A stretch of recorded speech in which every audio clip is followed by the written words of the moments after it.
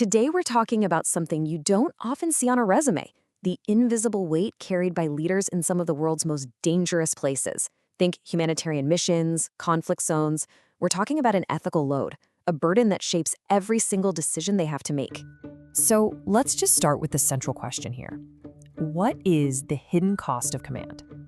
It's more than just stress or pulling all-nighters. It's this deep ethical weight, a moral load that can really define a leader's entire experience. So, how do we even start to unpack that? Well, this is the Ethical Load of Leadership in Conflict Zones model. It's basically our framework, our map for navigating this really complex territory. Think of it as a map of a leader's conscience. We're going to journey from the very outside layer, moving deeper and deeper into the core of their ethical burden. Okay, so our journey begins on the outside, with the most external pressures. These are the foundational responsibilities that every leader in a high-stakes environment has to deal with right off the bat. The first layer is what's called mission responsibility. I want you to imagine you're leading a UN peacekeeping force, or maybe a humanitarian aid team. Your mission is absolutely vital, morally important, but it's also incredibly dangerous. So right away, you are caught in this fundamental tension. How do you achieve the mission while also protecting your people?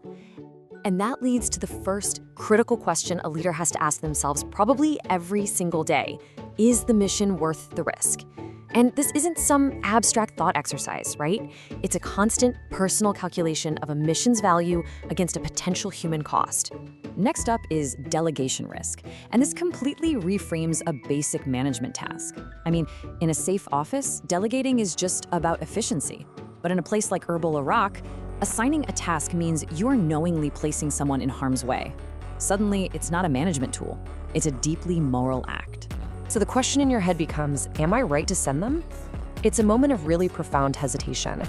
You have to ask yourself, do I actually have the moral right to ask someone else to face a danger that I, as a leader, am ultimately responsible for managing? The weight of that choice is just immense. Okay, so now we're gonna move. We're going from the external pressures of the mission and the team, and we're journeying deeper into the internal, psychological burdens that really define the loneliness of command. This brings us to decision isolation. Because even when you have teams, advisors, and procedures, that final call, it often comes down to just one person. The leader has to carry the full responsibility for consequences they can't even fully control. This is that classic leadership isolation. You can be surrounded by people, but feel utterly alone with the final decision. And really, it's perfectly summarized by this phrase: the burden of command. It's that feeling of ultimate accountability for things you can't totally control, a weight that you just can't share or delegate away.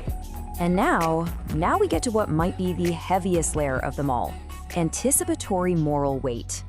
See, this isn't about what has happened, it's about what could happen. It's the constant grinding stress of carrying a potential tragedy around in your mind 24/7. It leads to what psychologists call anticipatory guilt and moral stress. The question that just echoes in a leader's mind at this level is maybe the most haunting one yet. What if they don't come back? It's a question that's there before any mission even begins. It's a constant companion in high-stakes leadership. So we've journeyed through these layers of increasing weight and anxiety. But here's the thing. At the very center of this model, we don't find an even heavier burden. Nope. We find the solution. We find the key to resilience. And that is level 5, meaning integration. This isn't about adding more weight, it's about transforming it. It's a crucial mindset shift where the leader completely reframes their role. The burden doesn't just disappear, but it gets integrated into this powerful sense of purpose. And this slide really illustrates that shift perfectly. You go from this negative, heavy framing, my role is to send people into danger, and you reframe it to something deeply purposeful. My role is to serve a mission while protecting my people. That's not just a word game, it's a psychological lifeline. So as we start to wrap this up, let's look at this whole idea again. What if this ethical load isn't actually a problem that needs to be eliminated? What if it's something else entirely? In coaching, this model gives leaders practical tools. It helps them separate their responsibility from a toxic kind of guilt. It helps them recognize the limits of their own control, to endure that loneliness we talked about, and, maybe most importantly, to reconnect with the very meaning that brought them there in the first place.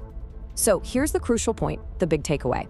Carrying this ethical load, it's not a sign of weakness. It's not a sign of failure. It is the defining characteristic of mature, responsible, and humane leadership.